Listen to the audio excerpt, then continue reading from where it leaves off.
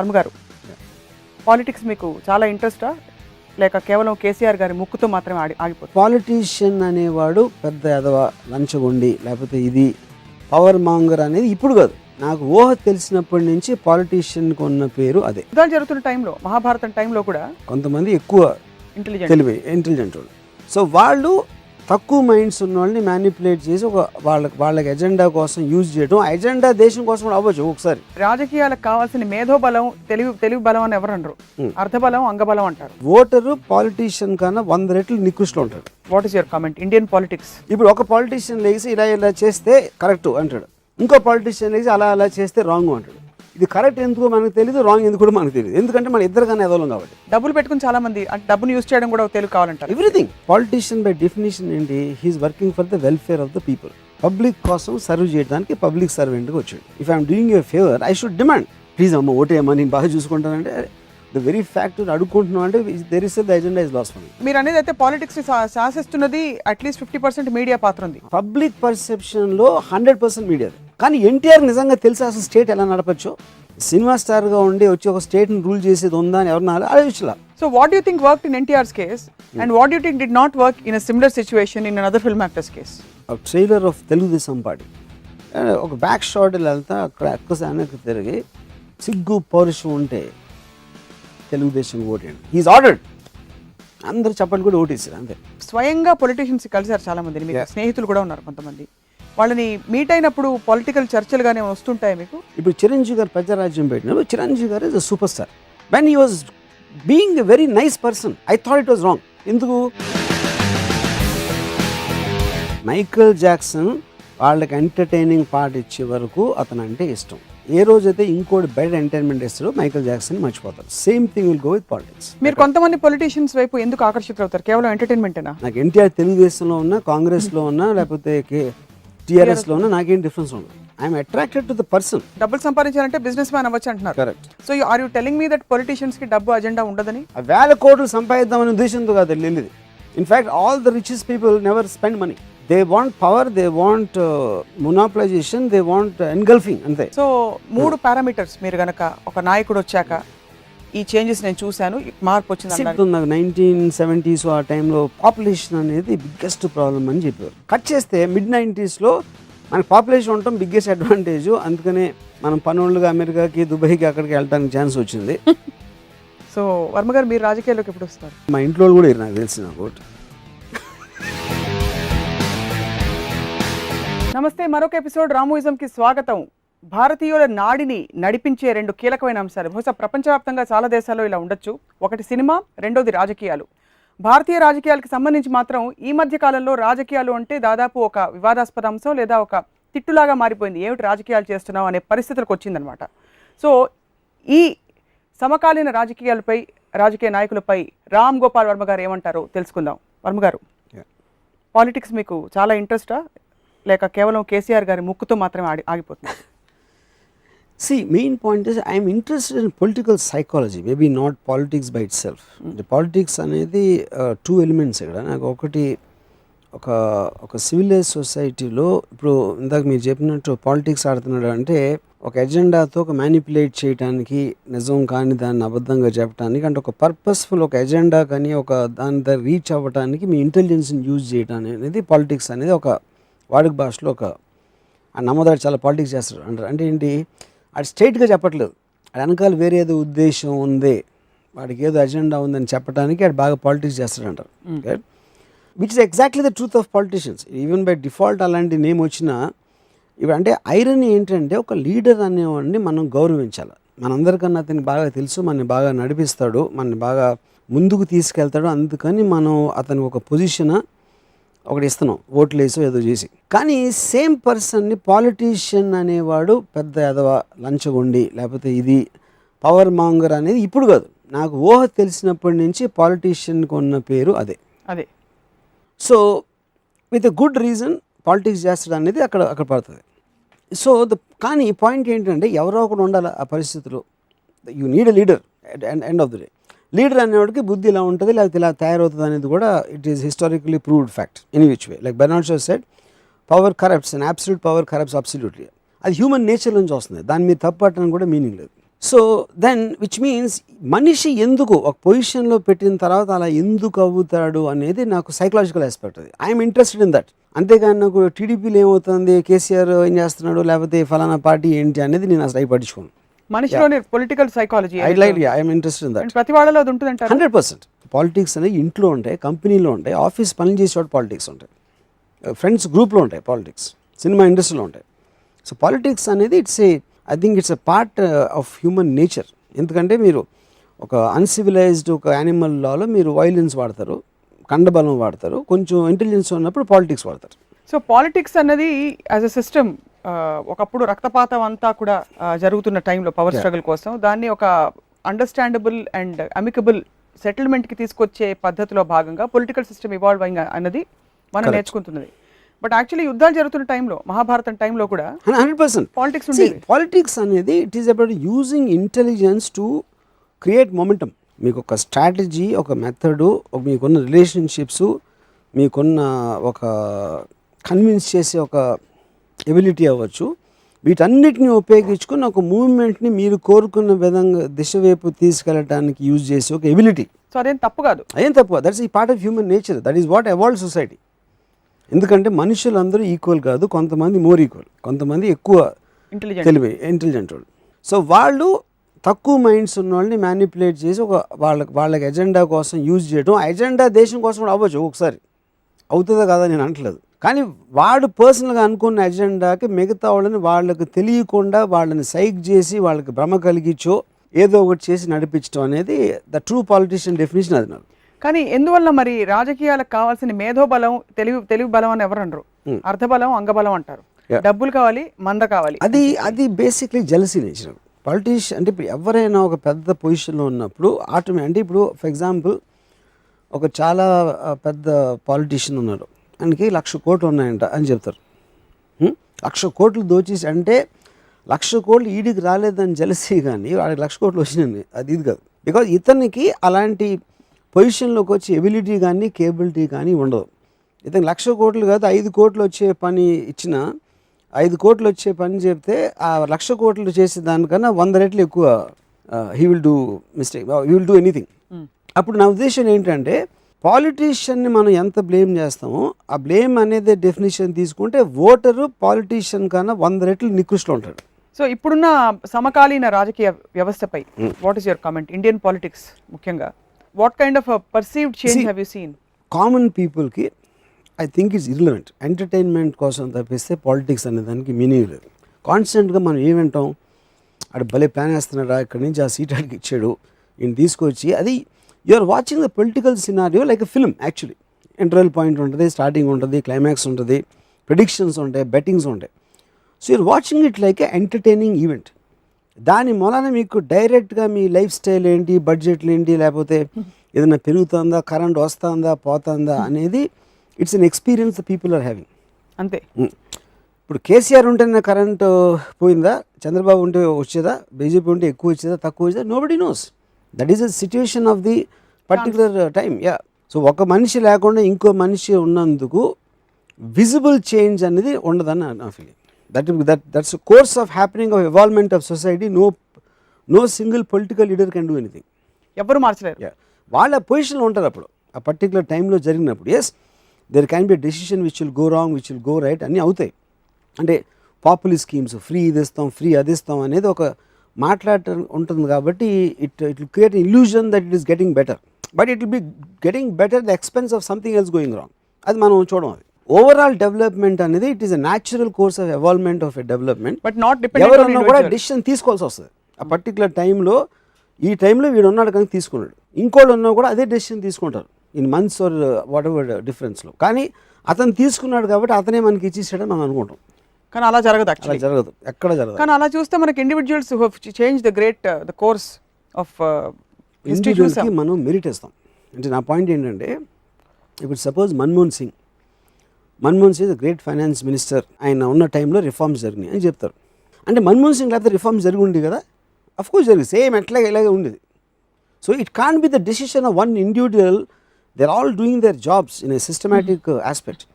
అప్పుడున్న ఎకనామిక్ కండిషన్స్లో అంతకుముందు చేసిన మిస్టేక్స్ ఏంటి, ఇప్పుడున్న పరిస్థితి ఏంటి, మన గ్రోత్ ఇలా ఆగిపోయింది, ఇలా పెరగాల ఇలాంటి ఉన్న డిమాండ్స్ మూలన మీరు పాలసీలు చేంజ్ చేసుకుంటారు. ఆ పాలసీని అనౌన్స్ చేసేవాడు పర్టికులర్ టైంలో ఒక మనిషి ఉంటాడు. అది యా, మళ్ళీ it's matter of chance. It's matter of chance. It can be attributed to one person. But అది సో దాంట్లో మీకు రాంగ్.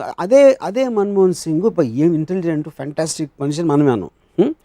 అని తర్వాత అసలు ముమ్మని కూర్చుంటాడు, అసలు మాట్లాడు ఏంటి ఇదేం prime minister, is embarrassment India అని కూడా మనమే అన్నాం.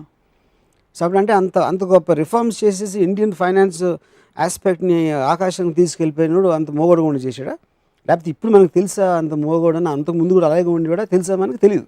సో ఇవన్నీ ఏమిటంటారు అయితే మరి పర్సెప్షన్స్ మారుతున్నాయా? మనం అంటే ఎంటర్టైనింగ్ ఈవెంట్ అయినా అప్పుడు అలా ఎంటర్టైన్ అయ్యాం, ఇప్పుడు ఇలా ఎంటర్టైన్. అసలు నిజంగా ఏం జరిగింది అనేది మనకి తెలియడం ఆస్కారం ఉంది. మొన్న ఇటీవల రామ్ జెఠ్మలానీ గారు సుప్రీంకోర్టు న్యాయవాది రాహుల్ గాంధీకి తన ఆఫీస్లో గుమాస్తా ఉద్యోగం కూడా ఇవ్వనని అన్నారు. వ్యక్తులు అసలు ఇంపార్టెంట్ కాదంటే ఇప్పుడు ఇటువంటి పరిస్థితుల్లో రాహుల్ గాంధీ లాంటి వ్యక్తి నేషన్ రిలీజ్ చేస్తే అంటే మీరు ఎలా అయితే నా పాయింట్ ఏంటంటే మనకి ఒక ఏమంటారు దాన్ని ఒక మన వేరే ఎమోషన్ డ్రివెన్ కంట్రీ, దానికి లాజిక్ రేషనాలిటీ అనేది ఉండదు.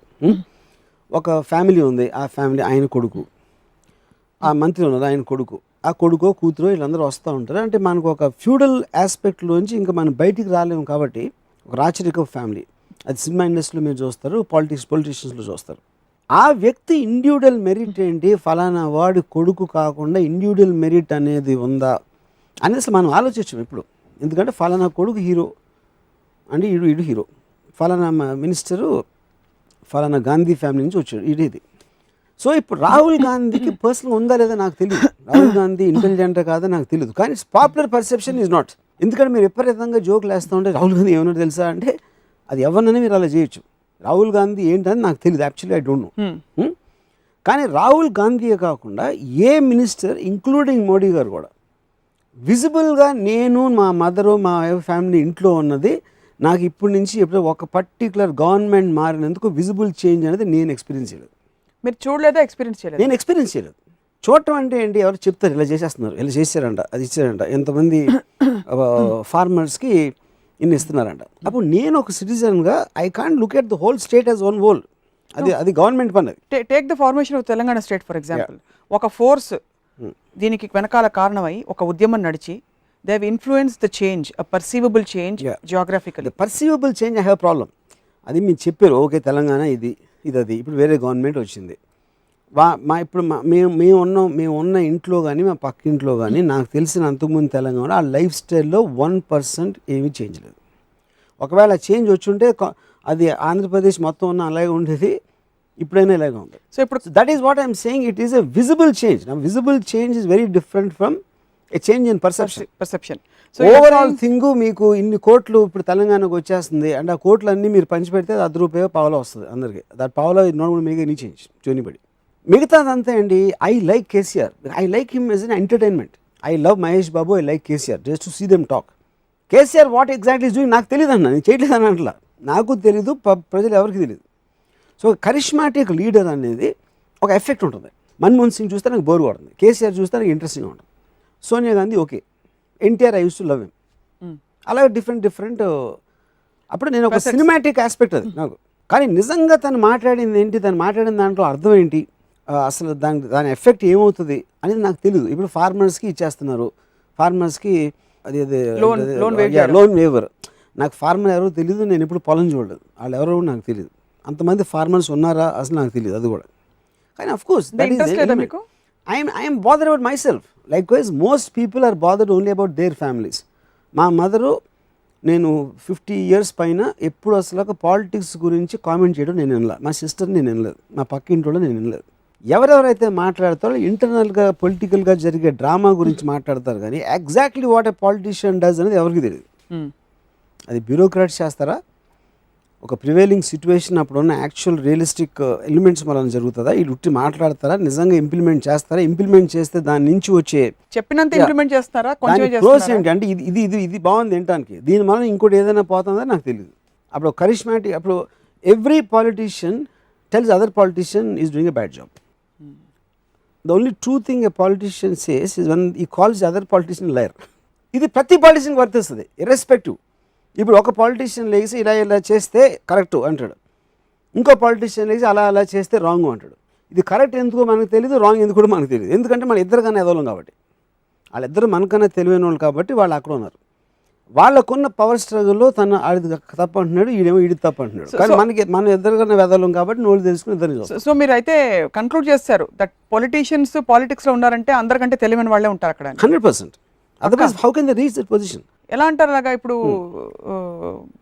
డబ్బులు పెట్టుకుని చాలా మంది అంటే డబ్బును యూజ్ చేయడం కూడా తెలివి కావాలంటారు. ఎవ్రీథింగ్. ఇప్పుడు తెలివి అనేది it is not about inventing కదా. తెలివి it's about playing with people's minds, it's about manipulating, it's about getting certain. ఇప్పుడు మనం ఏంటి చాలాసార్లు ఏమంటాం, పాలిటీషియన్ నాకు ఓటేయండి. పాలిటీషియన్ బై డెఫినేషన్ ఏంటి? He's working for the welfare of the people. Public కోసం సర్వ్ చేయడానికి పబ్లిక్ సర్వెంట్గా వచ్చాడు. అవును. నువ్వు ఫేవర్ చేయడానికి వచ్చి వాళ్ళని అడుక్కోవడం ఏంటి అసలు? ఫస్ట్ ఆఫ్ ఆల్ నాకు నేను వచ్చి దానం అయిపోతున్నా, నా తెలివో లేకపోతే నా శ్రమో నా డబ్బులో నా ఏదో నా position. If I'm doing you favour I should demand, please అమ్మ ఓటేయమ్మా నేను బాగా చూసుకుంటానంటే ద వెరీ ఫ్యాక్ట్ అడుక్కుంటున్నాం అంటే there is the agenda is loss for me. So అయితే ఏ పాలిటీషియన్ మీద మీకు ఎప్పుడు నమ్మకం కుదరలే? నమ్మకం క్వశ్చన్ కాదు. I respect politician more than the people, that's what I'm saying. ఎందుకంటే వాళ్ళు ఒక డెమోక్రటిక్ ప్రాసెస్లో ఒక ఫ్యూడలిస్ట్ రాజు పెట్టి ఓటు అయిపోతే నరికేస్తాను అంటాడు ఒక డిక్టేటర్, లేకపోతే నేను చెప్పింది చేయకపోతే నరికేస్తాను అంటాడు. అది డెమోక్రటీలో కుదరదు కాబట్టి దండం పెడతారు. వాళ్ళిద్దరు ఎజెండా కూడా పవర్ అనేది అంటున్నాను. అజెండా మాత్రం పవర్. అజెండా మాత్రం power. The means of how you're asking for that power to be granted differs between feudalism or dictatorship or democracy. So అహింసావాదం, గాంధీ గారు అహింసావాదాన్ని ఒక అస్త్రంలో యూజ్ చేసి ఇండియాకి ఫ్రీడమ్ తెచ్చిపెట్టారు. You think there was politicizing or politicking there? See, 100%. The point is ఎవరైనా ఒక మెథడ్ నేను ఒక కొత్తగా సినిమా తీస్తే నాకు పేరు వస్తుందని అనుకుంటా, అందరూ తీసేది కాకుండా. కొంతమందికి ఐడియా రావచ్చు, కొంతమందికి ఐడియా వచ్చి ఫెయిల్ అవ్వచ్చు, ఒకళ్ళ ఐడియా సక్సెస్ అవ్వచ్చు. ఓకే, కానీ ప్రతి ఒక్కళ్ళ ఎజెండా ఏంటి? నేను ఒక డిఫరెంట్గా చేయాలి. అది గాంధీ గారు ఒకలాగా చేశారు, సుభాష్ చంద్రబోస్ ఇంకోలాగా చేసి ఉండొచ్చు, ఇంకోళ్ళు ఎవరో ఇంకోలాగా చేసి ఉండొచ్చు. విచ్ ఎవర్ వాళ్ళ ఇది బట్టి. NT Rama Rao might have done something, KCR might have done something, Bal Thackeray would have done in some other way. Each of those leaders will have their own viewpoints. So ఆ viewpointsలో ఒక పర్టికులర్ ఆస్పెక్ట్లో కానీ అందరి common thing ఏంటి? నేను ప్రజల్ని ఇలా తీసుకురావాలి, నా దేశం, నా రాష్ట్రం, నా city, what ever there individual agenda. Same చోట వాళ్ళతో పాటు ఇంకో 10 మంది ఉంటారు, వాళ్ళు కూడా అదే పొజిషన్ కావాలి, వాళ్ళు కూడా అదే ఎజెండా చెప్తారు, కానీ వాళ్ళిద్దరి ఒపీనియన్స్ డిఫర్ అవుతాయి.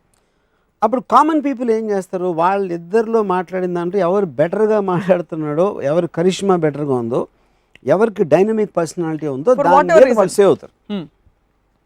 అంతేకాని they will never consciously understand 20 point formula అని ఇందిరాగాంధీ పెడితే 20 పాయింట్స్ ఎవరు చదవండి దేశంలో. కరిష్మా డైనమిజము అర్థం కాదు ఏంటంటే, ఒక టర్మ్ ఒకళ్ళ కోటేస్తారు. తమిళనాడు పాలిటిక్స్ తీసుకోండి, ప్రతి 5 సంవత్సరాలకి చచ్చినట్టు గవర్నమెంట్ మారుతూ వచ్చింది గత ఎన్నో సంవత్సరాలుగా. అంటే 5 సంవత్సరాల్లో జయలలిత గారి కరిష్మా పోయి కరుణానిధి కరిష్మా పెరిగిందనా, లేకపోతే కరుణానిధి కరిష్మా మళ్ళీ పోయి Jayalalithaa? Obviously charisma is only truth. Except for charisma, in the larger aspect ఏంటి గవర్నమెంట్ చేస్తుంది అనేది మెజారిటీ ఆఫ్ ద ఓటర్స్కి తెలియడానికి ఆస్కారమే లేదు అసలు. It's impossible. మరి గంటలు you will believe in that particular leader. Narendra Modi వచ్చి ఆయన మొహం బాగుంది, మాట్లాడే మాటలు బాగున్నాయి, అండ్ ఒక ఆ వేవ్లో he seems to know better, he knows బెటర్కి, హీ సీమ్స్ టు నో బెటర్కి డిఫరెన్స్ ఉంది. So he seems to know బెటర్కి వీళ్ళు పడిపోతారు. He seems to know is what. పడిపోతారో నిజంగా చేయొచ్చు, నాకు తెలియదు, కానీ తెలిసిగా చేసేది అది. ఓటర్ అనేవాడికి జీరో నాలెడ్జ్ ఉంటుంది గవర్నమెంట్ మీద, ఎవరు ఏం చేస్తారనేది. Only it is charisma which works. ఇప్పుడు ఎందుకు ఒబామా వచ్చినప్పుడు 8 years జార్జ్ బుష్ది అయిపోయిన తర్వాత, ఒబామా ఆయన గెలిచిన తర్వాత స్పీచ్కి so many people in Bombay, what a leader, అది వాట్ ఏ లీడర్ అది అంటే ఏం చేయలేదు ఇంకా కాదు. అంత ఎందుకు they're impress with him as a person. అప్పుడు నేనేమన్నాను, అప్పుడే ఐ ప్రెడిక్టెడ్ మ్యాక్సిమం ఇది ఒక 2 months ఉంటుంది, దాని తర్వాత విల్ స్టార్ట్ క్రిటిసైజింగ్ హిమ్. దానికి రీజన్ చెప్తాను. Reason nothing to Obama. ఎందుకు కాదంటే వచ్చే వరకు వస్తున్నాడు చూడు అని బ్లో యాంగిల్లో పెడతారు కెమెరా, బ్లో యాంగిల్లో పెట్టి బ్యాక్గ్రౌండ్ మ్యూజిక్లో వస్తున్నాడు. వచ్చేసాక ఐలెలు పెట్టాలి కెమెరా, బ్యాక్గ్రౌండ్ మ్యూజిక్ పోతుంది. అప్పుడు you will talk about actual issues. మీరు బ్యాక్గ్రౌండ్ స్కోర్ లో యాంగిల్ తీసేస్తే you look like any other person. దీనికి జార్జ్ బుష్కి అంతకుముందు ఉన్న ఎవరికి ఏమి డిఫరెన్స్ తెలియదు. Same thing will happen here. Same thing is happening with Narendra Modi. And అందులో ఇలాంటి కేసెస్లో మీరు చెప్పిన 2 క్లాసిక్ ఎగ్జాంపుల్స్లో వాళ్ళ నేపథ్యం వల్ల వాళ్ళు పెద్ద హీరోలా కనిపిస్తారు రావడం అన్నది. ఒక కాఫీ బాయ్, చాయ్ వాలా, మన we're creating an image in our mind. అది వాళ్ళు మీన్ చేశారా లేకపోతే ఒక ఎజెండా ఉండొచ్చు ఉండకపోవచ్చు, కానీ మనం క్రియేట్ చేసుకుంటున్నాం. And part of it is with the media also. ఇప్పుడు రాహుల్ గాంధీ నిజంగా నాకు తెలీదు వాట్ ఈస్, కానీ media is making me believe that he's this. Same Rahul గాంధీని 4 ఏళ్ల క్రితం బాంబే వచ్చి ట్రైన్లో తిరిగితే అసలు ఈజ్ ద నెక్స్ట్ ఇండియాని ఎక్కడికో తీసుకెళ్ళిపోతాడు, అది ఇది అని 2 ఏళ్ళు చెప్పారు. ఇప్పుడేమో ఎక్కడికి తీసుకెళ్ళడానికి కూడా వాళ్ళే చెప్తున్నారు. నా ఉద్దేశంలో రాహుల్ గాంధీ అలాగే ఉన్నాడు, అప్పుడు అంతే ఇప్పుడు అంతే, కానీ మన పర్సెప్షన్ మాత్రం మారుతుంది. మీరు అనేది అయితే పాలిటిక్స్ ని శాసిస్తున్నది అట్లీస్ట్ 50% మీడియా పాత్ర ఉంది 100% మన దేశంలో. ఎందుకంటే మీడియా మాట వినేసి అందరూ పబ్లిక్ పర్సెప్షన్లో 100% మీడియాది. ఎందుకంటే పబ్లిక్కి మీడియా కానీ తెలియడానికి ఛాన్సే లేదు. మీడియా వాళ్ళు చెప్పింది వాళ్ళు వింటేనే వాళ్ళకి ఒక ఇన్ఫర్మేషన్ ఉంటుంది, కానీ మీడియా చెప్పకుండా ఏ పబ్లిక్ న్యాచురల్లీ వెళ్ళి ప్రతి ఒక్కళ్ళు నేను ఇప్పుడు రాహుల్ గాంధీ నేను స్వయంగా కలిసిన personal experience I'm going to feel what I'm feeling with my heart అని అనుకోరు కదా. They will obviously see what they don't have access. Correct. So they will have to See, I remember my earliest memories of ఇప్పుడు ఎన్టీఆర్ వచ్చినప్పుడు obviously television లేదా ఆ టైంలో ఒక మీటింగో లేకపోతే ఒక న్యూస్ పేపర్లో ఒక ఫోటో ఇలా చేశారు. ఆయన ఏదో చైతన్య రథం ఎక్కి తిక్కారు, ఎక్కడో రోడ్డు మీద స్నానం చేశారు. ఎట్లా అంటే 2-3 ఫోటోగ్రాఫ్స్ తోటి ఎన్టీఆర్ కొన్న పర్సనల్ స్టార్డమ్ మనకు తెలిసిన ఫెమిలియారిటీ అవ్వచ్చు, ఆయన వేసిన పాత్రలు అవ్వచ్చు, వాటితోటి ది వాజ్ ఎ వే. కానీ ఎన్టీఆర్ నిజంగా తెలిసి అసలు స్టేట్ ఎలా నడపచ్చో, సినిమా స్టార్గా ఉండి వచ్చి ఒక స్టేట్ని రూల్ చేసేది ఉందా అని ఎవరన్నా ఆలోచించలా. ఎన్టీఆర్ తెలియపోతే అంతకుముందు చెన్నారెడ్డికి తెలుసా తెలీదు, అట్లీస్ట్ ఇంక తెలుసు, ఈయన మొహం తెలుసు, చెన్నారెడ్డి అది కూడా తెలియదు. So I think I'm only arguing and talking about the common persons perception. So what do you think worked in NTR's case and what do you think did not work in a similar situation in another film actor's case? But that is his personal charisma. It is his dynamism. NTR మాట్లాడితే his వాయిసా చెప్పే విధానమా. ఇప్పుడు నేను first time ఎన్టీఆర్ది ఇది చూశాను, Telangana add trailer of Telugu Desam party. ఒక back shot వెళ్తా అక్కడ వెనక్కి తిరిగి సిగ్గు పౌరుషం ఉంటే తెలుగుదేశం ఓటేయండి, హీఈస్ ఆర్డర్డ్. అందరు చప్పట్లు కూడా ఓటేసారు అంతే. అది exact opposite of what a politician will do. Please అండి నేను మీకు వినయ విధేతగా ఉంటాను, మీ వచ్చి మీ పిల్ల పాపకి క్షేమాన్ని కనుక్కుంటా, నాకు ఓటేయండి అని ఆల్మోస్ట్ యాడవటం ఒకటే తక్కువ. That's what politicians do. It did the exact opposite. So attitude connect అయిపోతుంది. సేమ్ ఎన్టీఆర్ చేసింది ఇంకోటి చేస్తే వర్కౌట్ అవ్వదు. That is it to his personality. మీరు స్వయంగా పొలిటీషియన్స్ కలిసారు చాలా మందిని, మీకు స్నేహితులు కూడా ఉన్నారు కొంతమంది. వాళ్ళని మీట్ అయినప్పుడు పొలిటికల్ చర్చలుగానే వస్తుంటాయి మీకు, ఆర్ డూ యూ ఇన్వాల్వ్? జనానికి తెలియదు. నేను పొలిటికల్ ఆస్పెక్ట్స్ నేను ఎప్పుడు like I said I'm not, అంటే ఇంటర్నల్గా ఏ పార్టీ ఏం చేస్తుంది, ఎవరికి ఎందుకు సీట్ వస్తున్నారు ఇవ్వట్లేదు అనేది that bores me, because that's a very internal issue. కానీ మీడియా ఎక్కువ దాని మీద, ఎందుకంటే వాళ్ళకి టీఆర్పీలు అన్ని రోజులు స్ప్రెడ్ చేయాలి కాబట్టి obviously they will have to have that you know. But overall game ప్లాన్లో ఒక పాలిటీషియన్ ఎందుకు తను అనుకుంటున్నాడు, తనకు చాలా పాపులారిటీ పెరిగింది అని తను ఎందుకు అనుకుంటాడు, చుట్టూ ఉన్న వాళ్ళు ఎలాగ తను అనుకునేటట్టు చేస్తారో వాళ్ళ ఎజెండా కోసం, I'm interested in that aspect. ఇప్పుడు చిరంజీవి గారు ప్రజారాజ్యం పెట్టినప్పుడు చిరంజీవి గారు ఇస్ అ సూపర్ స్టార్. ఆయన హై స్పీడ్లో వచ్చారు, 100 మందిని కొట్టారు, లేకపోతే ఇది చేశారు, ఆయన సూపర్ హ్యూమన్ అనే ఆస్పెక్ట్ ఉంది. When he was being a very nice person, I thought it was wrong. ఎందుకు, అందరూ మంచివాళ్ళే అంటే అది డిగ్నిటీ, అది ఇంకోళ్ళని తిట్టకుండా అందరినీ ఇది నా ఎజెండా, వాళ్ళు చేసింది వాళ్ళు చేశారు, నేను కూడా I will try my best to do in my way, నాకు కొన్ని డిఫరెన్సెస్ ఉన్నాయి అని ఒక చాలా ఒక డిగ్నిఫైడ్ ఆస్పెక్ట్లో ఆయన యాక్చువల్లీ డిడ్. బట్ అది ఎమోషన్ డ్రివెన్ కంట్రీలో నరికేస్తా చంపేస్తా అని అనే ఒక ఆస్పెక్ట్ వాళ్ళకి అర్థమవుతుంది. కానీ the moment your dignified I think or people will lose the aspect. కానీ అప్పుడేంటి దాని కాంపెన్సేషన్గా ఏమొచ్చింది, ఇప్పుడు నాకు ఎవరో చెప్పారో, ఇప్పుడు చిరంజీవి గారికి ఎంత పెద్ద స్టార్డమ్ ఉంది, లక్షల మంది వచ్చేస్తున్నారు ఆయన మీటింగ్లకి. అవును, వచ్చారు కూడా వచ్చారు. అక్కడ ప్రాబ్లం ఏంటంటే, ఇప్పుడు చిరంజీవి గారి ఫ్యాన్స్ ఎవరు ఉంటారో, ఇప్పుడు సపోజ్ 10 లక్షలు వచ్చారు అనుకోండి ఒక మీటింగ్కి, ఫ్రంట్ రోలో ఒక ఆయన ఫ్యాన్స్ 4-5 వేలు ఉంటారు, అంటే డై హార్ట్ ఫ్యాన్స్, అంటే ఆయన కోసం చొక్కాలు చింపేసుకుని బ్లేడ్లు కోసేసుకుని అలాంటి వాళ్ళు ఉంటారు ఒక సమ్ 100స్లోనూ 1000స్లోనూ. వాళ్ళ ఫేస్ మీద మీరు కెమెరా పెట్టి జూమ్ బ్యాక్ చేశారు అనుకోండి, వాళ్ళ ఫేస్ మీద బ్యాక్గ్రౌండ్ మ్యూజిక్ స్టార్ట్ అయ్యి జూమ్ బ్యాక్ చేస్తే మొత్తం 10 లక్షల మంది అవి వాళ్ళ ఫీలింగ్ అదే అనిపిస్తుంది మనకి చూస్తే. అదేంటి చిరంజీవి గారి పాయింట్ ఆఫ్ వ్యూ, లేకపోతే చిరంజీవి గారి వెనకాల ఉన్నాడు, ఆయన సజెషన్లో షార్ట్స్ చూస్తున్నాడు. కానీ యాక్చువల్ ట్రూత్ ఏమవుతుందంటే, అవ్వడానికి ఛాన్స్ ఉందంటే, ఆ 10 లక్షల్లో 5 లక్షల మంది తెలుగుదేశంలో అవ్వచ్చు, ఏం ఆడుతున్నారు చూద్దాం రారా అని వచ్చి ఉండొచ్చు, లేకపోతే ఇంకేదో పార్టీ వాళ్ళు ఉండొచ్చు, ఇంకోళ్ళు ఏదో ఎంటర్టైన్మెంట్ కోసం వచ్చి ఉండొచ్చు, తెలియదు. That doesn't mean anything. ఇంకోటి ఇన్ని కోట్లు ఎంతమంది ఓట్లు వేసిన వాళ్ళు 5 లక్షలు మీటింగ్ రావడానికి వాళ్ళు ఏం చేస్తారు, వాళ్ళు ఎందుకు వచ్చారు, there are too many things. ఎందుకంటే ఇది ఎప్పుడు నాకు అర్థమైందంటే మైకేల్ జాక్సన్ కాన్సర్ట్ నేను ఒక చూస్తే ఒక ఎల్డి ప్లేయర్లో ఐ వాజ్ షాక్డ్. లక్షలు అండ్ అందరూ మోర్చపడిపోతున్నారు, తీసుకెళ్ళిపోతున్నారు మోర్చపడిపోయిన ఇది అది అని చూసి. తర్వాత నేను వెళ్ళాను కాన్సర్ట్కి, బాంబేలో మైకేల్ జాక్సన్ కాన్సర్ట్ అయినప్పుడు నేను వెళ్తే నా పక్కన ఒక అమ్మాయి, ఎవరు అమ్మాయి, మైకేల్ జాక్సన్ స్టేజ్ మీద రాగానే her is become so old యార్ అంది. ఇది ఎప్పుడు రాదు, ఆ legend of Michael Jackson documentary ఏదైతే కట్ చేశారో ఈ అమ్మాయి డైలాగ్ రాదు. అప్పుడు ఏమవుతుంది, మైకేల్ జాక్సన్ సజెషన్లో మీరు కెమెరా పెడితే మేము అందరం తల్లం, అందరిది ఒకటే, మైకేల్ జాక్సన్ అంటే పడి చచ్చిపోతున్నాం. ఇక్కడేమో ఈఎంఐ ఉంది, ఇంకోటి ఎవడో నిద్రపోతున్నాడు. తర్వాత తొక్కిస్లాట్లో దానికోసం మోచిపోతున్నాను, అది అప్పుడు తెలిసింది నాకు, బాంబేలో తెలిసింది. అంతవరకు నేను వాళ్ళ స్తమకంతో మోచిపోయారు అనుకున్నాను నేను డాక్యుమెంటరీస్ చూసినప్పుడు. So that doesn't mean Michael Jackson ఇష్టం లేదని కాదు కదా, అది కాదు. మైకేల్ జాక్సన్ వాళ్ళకి ఎంటర్టైనింగ్ పార్ట్ ఇచ్చే వరకు అతను అంటే ఇష్టం. ఏ రోజైతే ఇంకోటి బెటర్ ఎంటర్టైన్మెంట్ ఇస్తారో మైకేల్ జాక్సన్ మర్చిపోతారు. Same thing will go with politics or directors or film stars or anybody for that matter, as long as he's entertaining, effective or whatever. కానీ తను ఎగ్జాక్ట్గా ఏం చేస్తున్నాడు అనేది మాత్రం నోబడీ కెన్ నో. చేసి ఉండొచ్చు, చేయలేదని నేను అంటలా, కానీ కామన్ పబ్లిక్కి దాని అర్థం అవ్వటం మాత్రం ఇంపార్టెంట్. అవకాశాలు లేవు, మంచి కూడా అవకాశం లేదు, చెడు కూడా. ఎంతమంది బీజేపీ నరేంద్ర మోడీ వచ్చేసారని చెప్పారు కదా, 99% ఆఫ్ ద పీపుల్ గబుక్కుని అడిగి లాస్ట్ 1 yearలో ఎగ్జాక్ట్ ఏం డిఫరెన్స్ వచ్చింది మీకు అంతకుముందుకి చెప్పండి. ఎక్సెప్ట్ ఫర్ ప్రైమ్ మినిస్టర్ అన్నప్పుడల్లా నరేంద్ర మోడీ మొహం రావటం తప్పిస్తే వాళ్ళ లైఫ్ స్టైల్లో 1 MP డిఫరెన్స్ ఉండదు.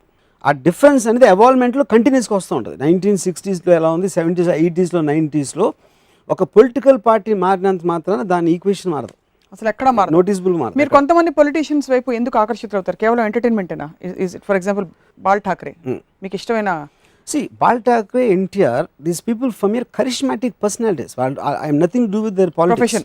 నాకు ఎన్టీఆర్ తెలుగుదేశంలో ఉన్నా, కాంగ్రెస్లో ఉన్నా, లేకపోతే టీఆర్ఎస్లో ఉన్నా నాకేం డిఫరెన్స్ ఉండదు. I'm attracted to the person irrespective of his party. Film stars coming in to politics, already మీరు ఎన్టీఆర్ గారి కేసులో మాట్లాడారు, అదొక ఫ్యాడ్ అయిపోయి చాలా మంది మనకి లోక్సభలో చూస్తున్నాం చాలా మంది. డూ యూ థింక్ ఒక పాయింట్ అయ్యాక ఫైనల్ డెస్టినేషన్ పాయింట్ ఇంకా సినిమాల్లో అనుభవించాల్సినంత అనుభవించేసాం, నెక్స్ట్ డెస్టినేషన్ పాయింట్ మనం పాలిటిక్స్లో సెటిల్ అయిపోదామని వెళ్తారు? వాళ్ళకి ఎప్పుడు మీరు మీ కొలీగ్స్ కాబట్టి వెళ్ళి first of all main point ఏంటంటే anybody wants to keep on going up. Film star అనే ఒక పర్సన్కి ఒక పాపులారిటీ ఉంటుంది, ఒక మాస్ పాపులారిటీ, ఒక స్క్రీన్ మీద ఉన్న ఇమేజో ఎక్సో వైయో జెడ్, కొంత డబ్బులు ఉంటాయి. అఫ్ కోర్స్ దాని తర్వాత the biggest power you can reach is to be political leader of the people.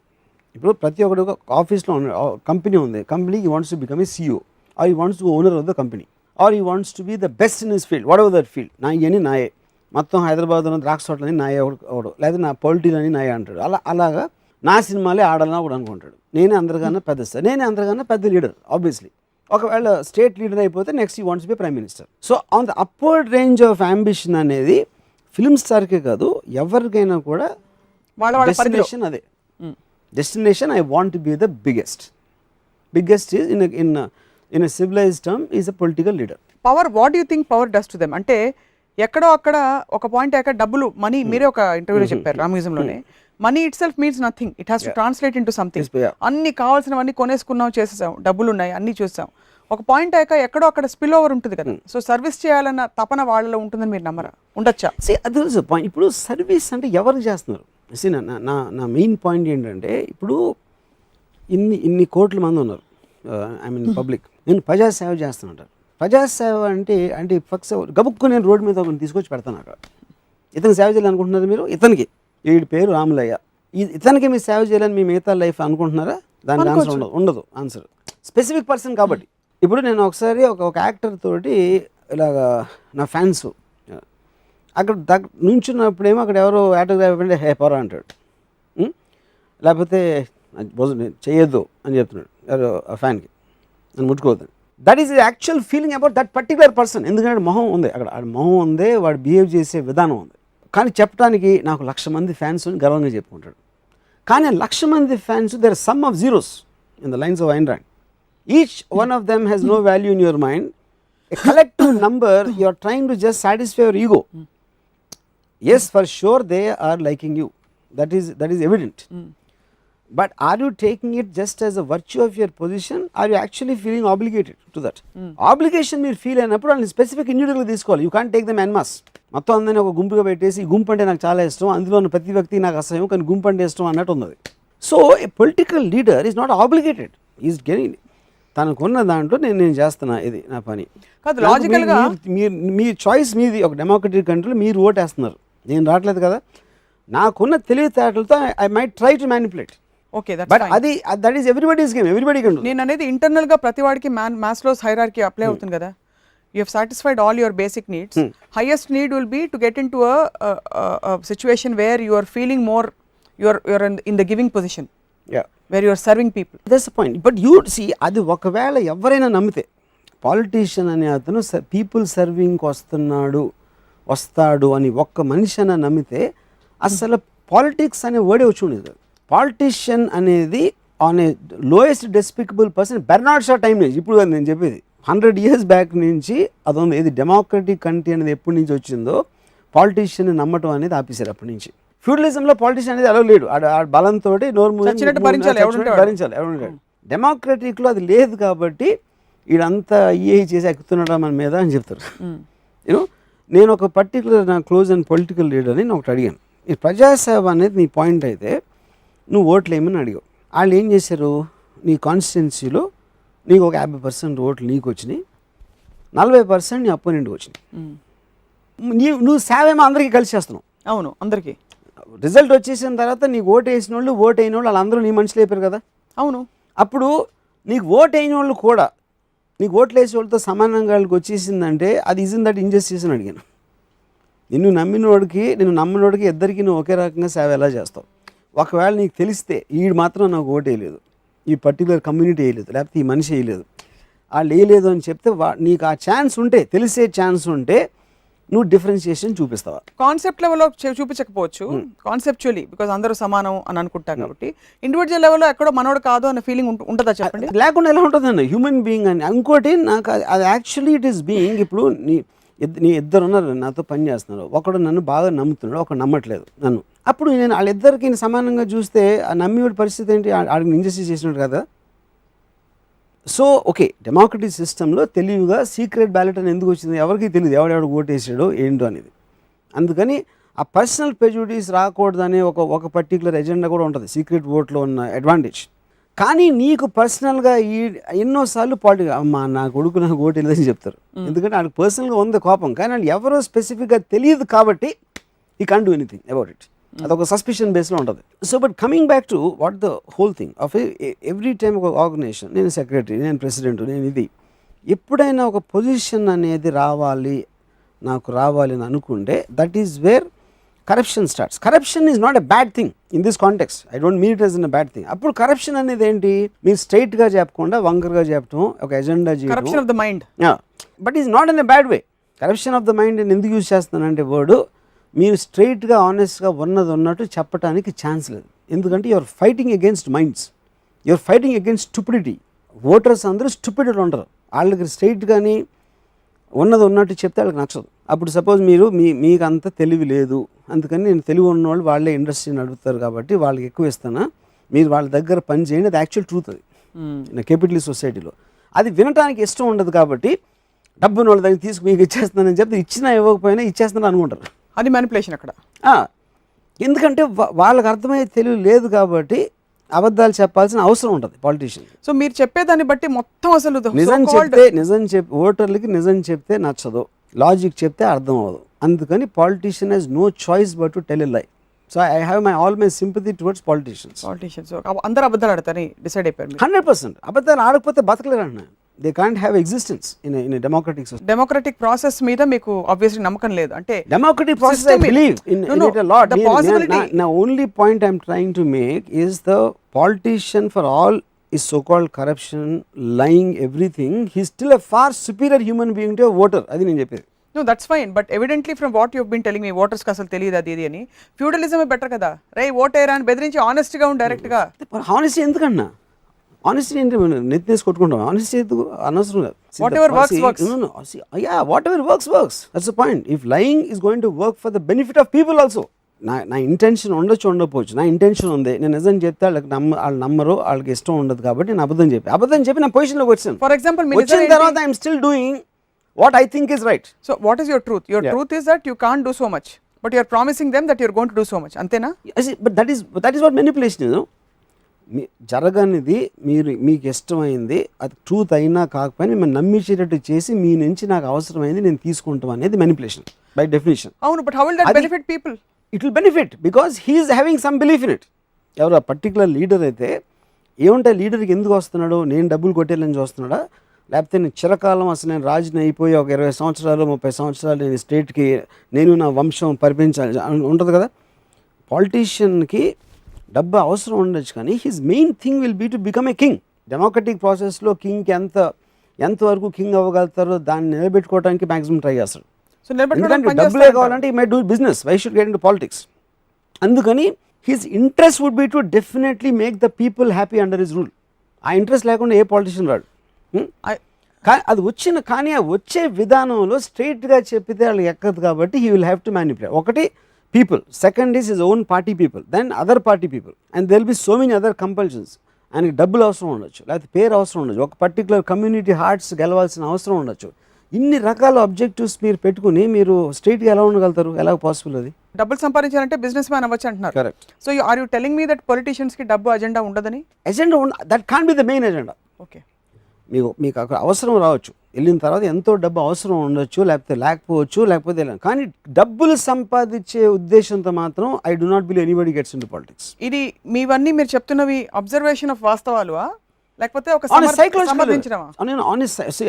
My interest, like I said right in the beginning, is a political psychology. That's what I'm trying to say. No? What is a man wants to become something after something. For example, నేను చాలా మంది ఇప్పుడు Dhirubhai Ambani, sir Mukesh Ambani is richest man in the country.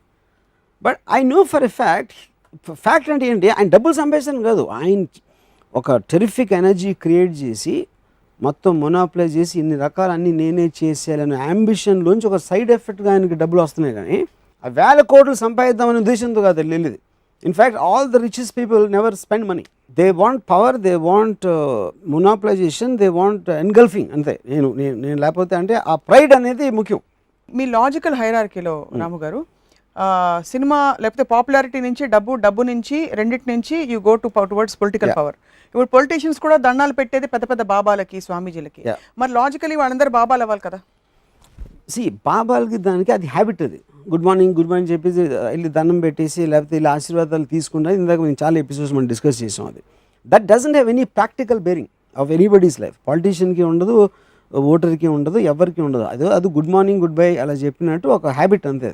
అది వాళ్ళు powerful. దాని వల్ల ఇప్పుడు ఎవరికి సీట్ ఇవ్వాలా, లేకపోతే వీళ్ళకి ఏమి ఇవ్వాలి, ప్రజలకి ఓటు వేయడానికి అని బాబాని అడగరు. మ్యాక్సిమం ఒక ముహూర్తం పెట్టమంటారు. I doubt beyond that can happen anything. So it's not as powerful as it looks అంటారు బీయింగ్ అ బాబా. అప్పుడు ఒకవేళ నువ్వు ఎందుకంటే నువ్వు తప్పుకో నేనే ప్రైమ్ మినిస్టర్ అవుతానంటే నరేంద్ర మోడీ ఇచ్చాడు సీటు. అంత దండం పెట్టారు. అంత అది ఏ లిమిట్ వరకు ఉంటే ఆ లిమిట్ వరకు పనిచేస్తుంది అంతే. సో వర్మ గారు, మీరు రాజకీయాల్లోకి ఎప్పుడు వస్తున్నారు? నన్ను కొడతారు పట్టుకుని కాదు, మీరు రాజకీయాల్లోకి వచ్చి మీరు ఇదే మీ ముక్కుసూటితనంతో వాస్తవాలు మాట్లాడి అందరికీ చీఫ్ అనాలిసిస్ ఆఫీసర్ ఆపోజిట్ ఏంటి, ఇప్పుడు వీళ్ళందరూ మీకోసం ఆలోచిస్తాను, అన్నీ వదిలేసుకుని వచ్చాను, నా ఆస్తి అంతా వదిలేసుకుని ఉట్టి ప్రజాసేవ కోసం వచ్చాను అంటే, నేనేమో నా గురించి తప్ప ఎవరి గురించి ఆలోచించినా నేను చెప్తాను. కాబట్టి అప్పుడు బుద్ధున్న ఓటు ఎవడన్నా వేస్తాడా, ఓటు వేయడు. సో నాకు ఒక్క ఓటు కూడా మా ఇంట్లో కూడా వేయరు, నాకు తెలిసి నాకు vote. So I think I will be even more of a bigger flop in politics. So ఆ తెలివి నాకు ఇప్పుడే ఉంది కాబట్టి నేను ఎప్పుడు చచ్చిన ఎట్టి పరిస్థితుల్లో రాజకీయాలకి రానని మీ అందరికీ ఒట్టేసి చెప్తున్నా. ఒట్టు కాదు అంటే ఏముంటుందని మీరు భయపడాల్సిన అవసరం లేదు, వరి అవ్వాల్సిన అవసరం లేదు. ఓకే, వాళ్ళు మీకు ఆ నవ్వుకునే అవకాశం కూడా ఇవ్వను. కన్వెన్షనల్గా కొన్ని క్యారెక్టర్స్ చూసాం మనం, కైకేయి లాంటి manipulative characters. You feel that women are Kaikeyi is not manipulative. Kaikeyi is honest. Dasharathu is manipulative. Why is Kaikeyi manipulative?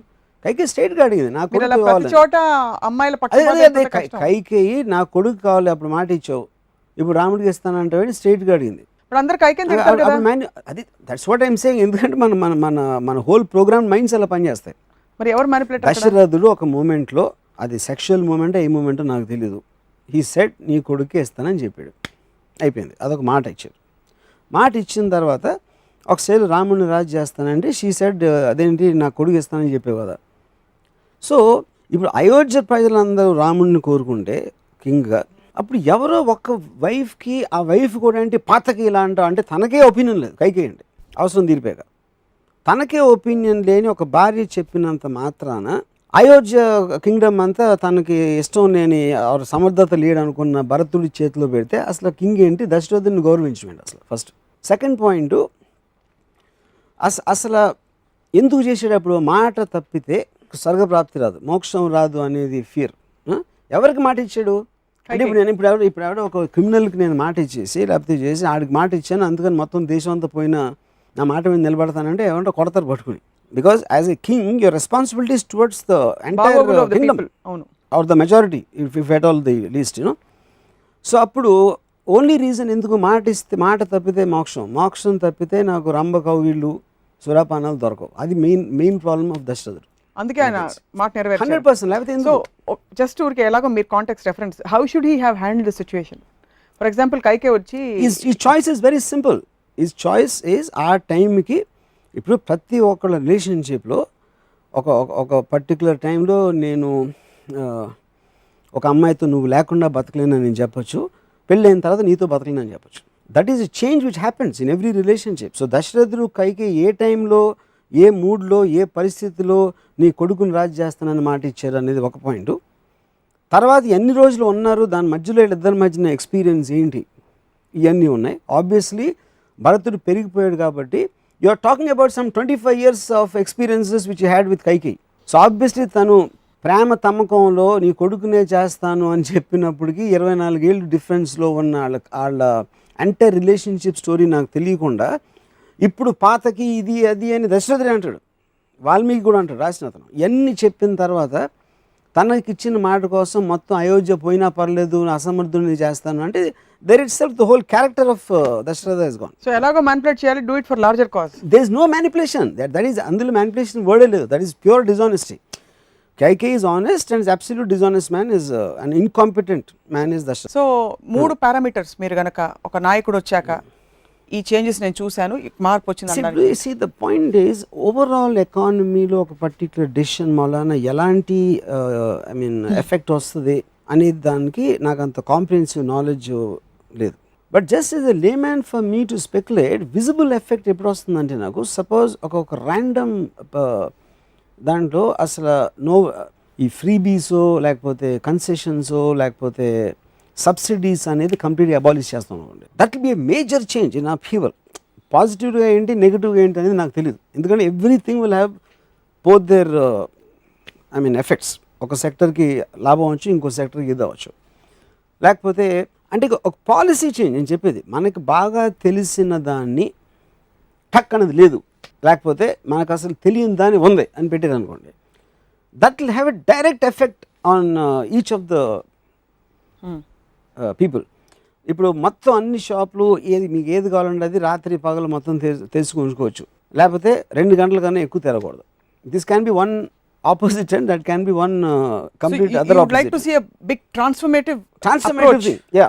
So అదేంటి అంటే ఐ లైక్ టు సీ అంటే నేను అనేది ఒక freedom of an individual, freedom of a పర్సన్కి.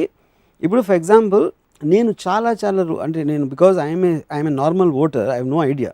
నన్ను చాలాసార్లు నేను గుర్తుంది నాకు 1970s ఆ టైంలో పాపులేషన్ అనేది బిగ్గెస్ట్ ప్రాబ్లం అని చెప్పారు ఇందిరాగాంధీ గవర్నమెంట్లో. ఏమైపోతుంది అసలు ఇండియా అంతా నాశనం అయిపోతుంది, అది ఇది అని చెప్పారు. అసలు ఆపరేషన్ చేయించుకోవాలి, పిల్లలు తగ్గించేయాలి, వాళ్ళకి ఇది ఇచ్చారు అది ఇచ్చారు అని చెప్పేసి దే ప్రొవైడెడ్ డూమ్స్డే కాన్స్పిరసీ ఏంటి, 90s మిడ్ 90s వచ్చేప్పటికి అసలు ఇండియా అనేది పాపులేషన్ పెరిగిపోయి భూమిలో కూరుకుపోతుంది అని ఇమేజ్ మాకు ఇచ్చారు.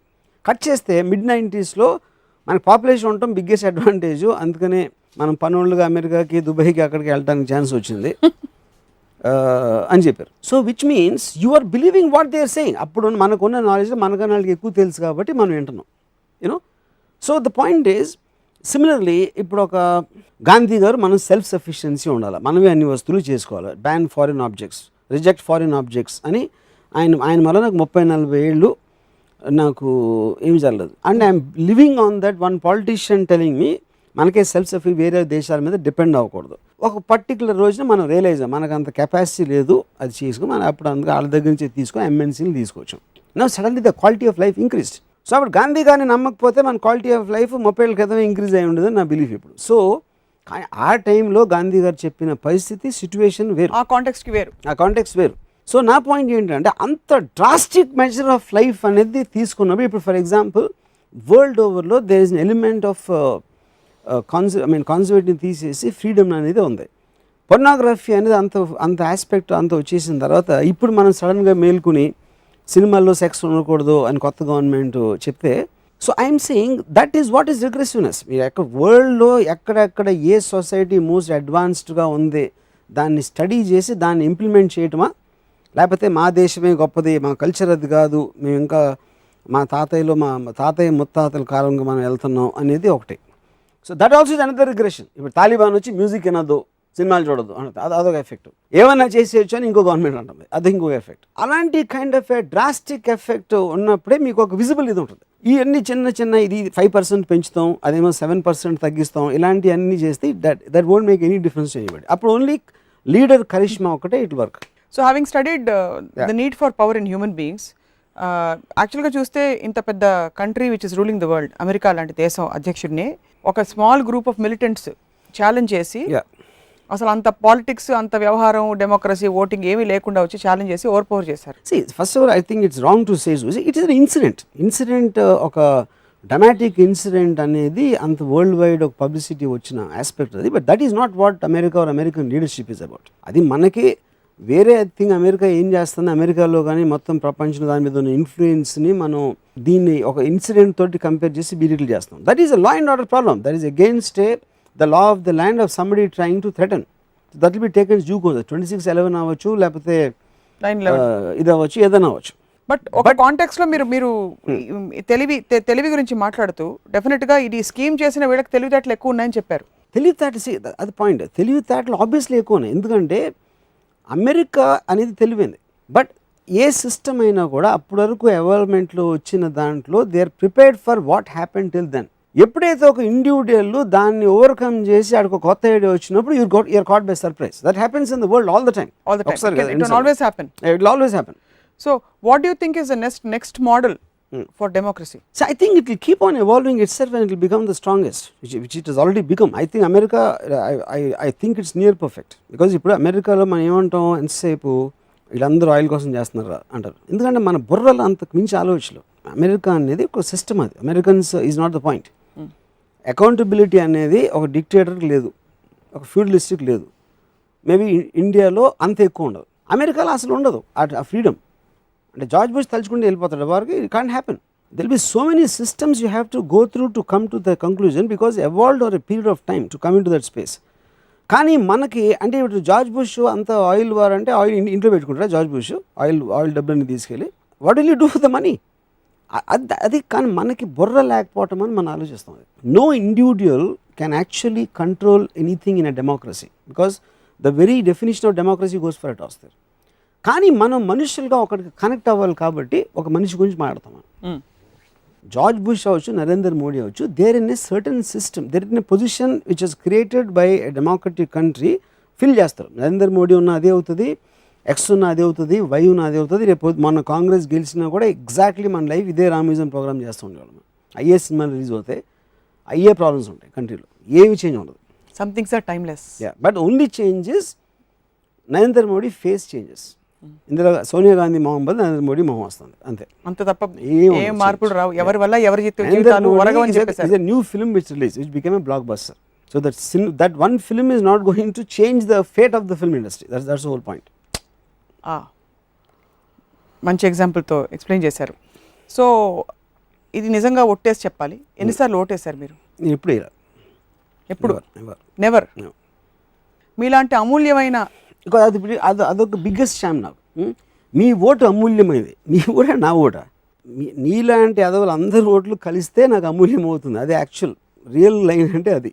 ఎందుకంటే ఏ ఒక్కడో నాకు అవసరం లేదు, కానీ మీరు కలెక్టివ్గా ఒక గుంపులాగా నాకు కావాలా. So, abstinence to vote, ఆ రోజు నా పాయింట్ ఏంటంటే మీ ఓటు వేస్ట్ చేయదు అంటారు. అరే నాకు తెలియదు, ఫస్ట్ ఆఫ్ ఆల్ నా ఎమ్మెల్యే ఎవరో తెలీదు, వాడు ఏం చేశాడో తెలియదు, తెలుసుకోలేదేమో. అది అన్నా అది నాకు రాకూడదు. That is the governments. మీ మీ మీ మీ ఏరియాలో నిలబడుతున్న మనిషి వీడి బ్యాక్గ్రౌండ్ ఇది అది అని ఆ ఎలిమెంట్స్ అని. ఇప్పుడు నేను నా లైఫ్ బతకడంలో అన్నా నాకేం డిఫరెన్స్ పడదు. ఓటర్గా నాకు ఎవ్వరు వచ్చినా ఇతను ఎమ్మెల్యే అయినా అతను ఎమ్మెల్యే అయినా నా స్ట్రీట్ అలాగే ఉంది. పంజాగుట్ట కాలనీ మా ఇల్లు ఉంది. లాస్ట్ 40 ఏళ్ళ నుంచి ఆ ఇల్లు ఎవడో ఇటు కట్టాడు గవర్నమెంట్ వల్ల ఏం జరగలేదు అక్కడ. బేసిక్ పాయింట్ అది. ఆర్ పర్టికులర్ ఎమ్మెల్యే వల్ల ఏమి జరగలేదు. How does it make it difference to me? నాకున్న టైం, నా ఉద్యోగం, నా జాబు, నా ఇంట్లో పిల్లలో, భార్యో, నా గర్ల్ ఫ్రెండ్, వాళ్ళతో నేను చూసుకుంటాను. కానీ నేను టైం తీసేసుకుని ఎవరు ఈయన బ్యాక్గ్రౌండ్ ఏంటని స్టడీ చేస్తాను. మరి బ్యాక్గ్రౌండ్ స్టడీ చేసిన తర్వాత అతను ఏం చేస్తాడు? నాకు ఏ ఎమ్మెల్యే అయినా ఆ కాన్స్టిట్యున్సీలో మీరు ఒక్కొక్క ఓటర్ని వెళ్ళి అడగండి, ఏం చేశాడు ఈ కాన్స్టిట్యున్సీలో టర్మ్లో అంటే ఎవరు చెప్పగలుగుతారా? Even if the like in they won't know, because దానికి ఒక విజిబుల్ ఎఫెక్ట్ అనేది ఉండదు. That's what I'm trying to say. So vote అనేది ఇన్ఫ్యాక్ట్ నా ఉద్దేశంలో that is a wrong thing. ఇది ప్రతి ఒక్కడికి ఓటు హక్కు ఇవ్వటం అనేది చాలా తప్పు. ఎందుకంటే తెలిసిన వాళ్ళు దాని బ్యాక్గ్రౌండ్, అది ఎందుకు వేయాలి, ఇతను ఉంటే ఏంటి నష్టం కష్టం అని ఒక మినిమం క్వాలిఫికేషన్ లేకపోతే వాడికి ఓటు ఈజ్ హక్కు ఉంటే actually you're undermining the entire thing. And also danger.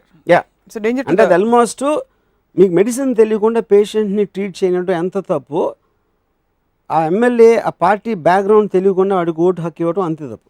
So ఒక్క పాయింట్లో తేల్చేశారు అది విషయం. సో ఏం చేయాలంటారు? ఫర్ ఎగ్జాంపుల్ ఇప్పుడైతే ఓటు హక్కు ఇంటర్వ్యూ చేసి, the point is to educate each and every person on the background of that man in a very very systematic manner. Who will educate? The government. Why will the government do it? The government is in competition with so many other people. The election commission which is monitoring the whole thing, the whole point is vote అనేది vote ఎందుకు వేయాలంటే ఇది reason. మీ vote వేయటానికి మీకు minimum తెలుసుకోవాల్సిన ఒక knowledge ఇది.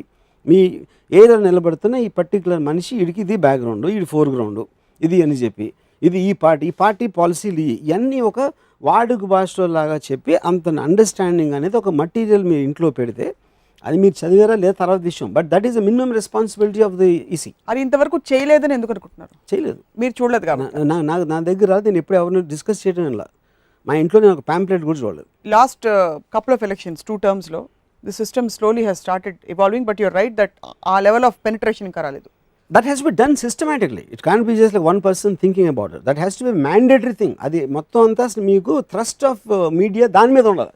అంతేగాని ఆడ సీట్ ఎందుకు ఇవ్వలేదో తెలుసా, ఆడ వెనకాల ఇవాళ రాత్రి వెళ్ళి ఆయన కలిసాడు, అక్కడి నుంచి ఫోన్ చేసాడు, అది కాదు, ఆ డ్రామా కాదు నాకు కావాల్సింది. As a citizen I'm interested in what exactly that guy is going to do for the country. ఇప్పుడు లేటెస్ట్గా ఎలక్షన్స్ గెలిచాక as we wind up, since you brought it up, ఎవరిని ఎంత తిడుతున్నారు? నువ్వు చెల్లని రూపాయి. This entire thing the most valid point I think I made is ప్రతి ఒక్కడికి ఓట్ హక్కు ఇవ్వటం అనేది I think the biggest problem of India.